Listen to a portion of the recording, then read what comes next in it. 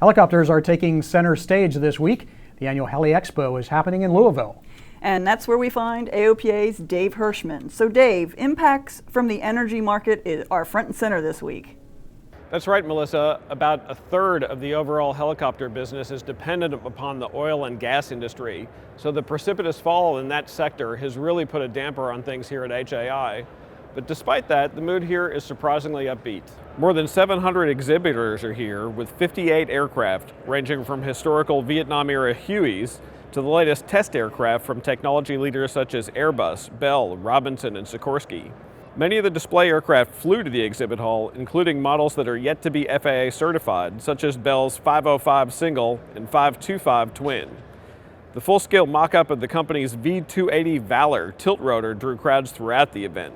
Starting on the smaller end, Robinson Helicopter showed off its two-seat Cadet Trainer, a stripped-down version of its popular R-44.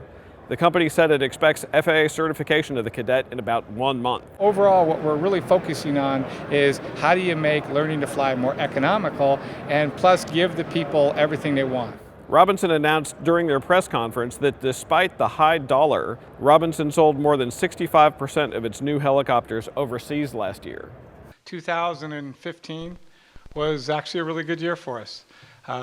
We had a lot of good things happen, and our overall production and sales was up compared to 2014. The R-44 continued its reign as the world's top-selling helicopter, and the R-66 was the top-selling civil turbine.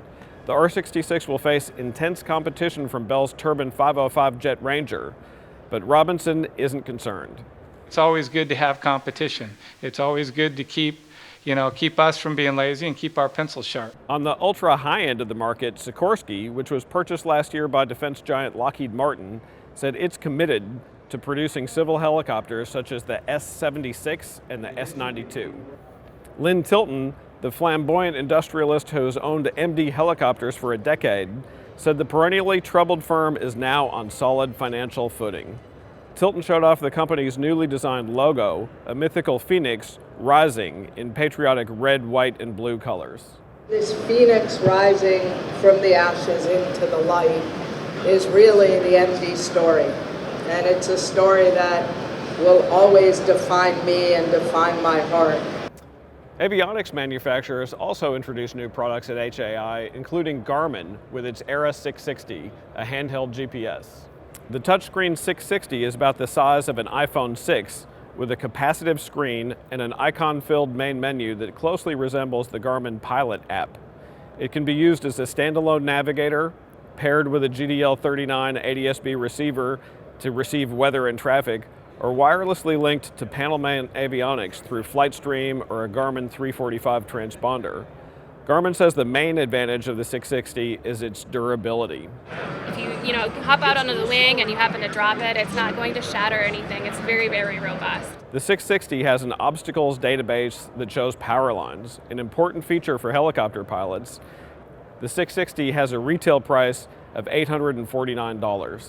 Appario, a North Dakota firm that's mainly known for its Stratus ADS-B receivers, is about to introduce a new ADS-B out transponder. The Stratus ESG transponder has a built-in WASP position source. The unit has the same external dimensions as the most common legacy transponders and promises relatively simple installations that reuse existing wires and antennas. This is an all-in-one, true all-in-one solution, in that sub 3,000 range. Installed, if I had to throw numbers, is around that, under 4,000 range. One of the most attention-getting products here at the HAI convention is the Heli-Wagon. It's a helicopter dolly that's remotely controlled. It can turn on a dime, starts and stops smoothly, and comes in 3 sizes to accommodate a range of helicopters.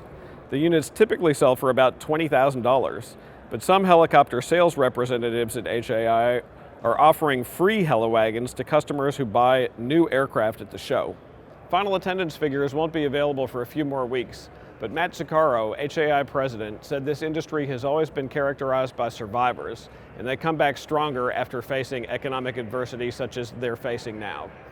Dave Hirschman, AOPA Live.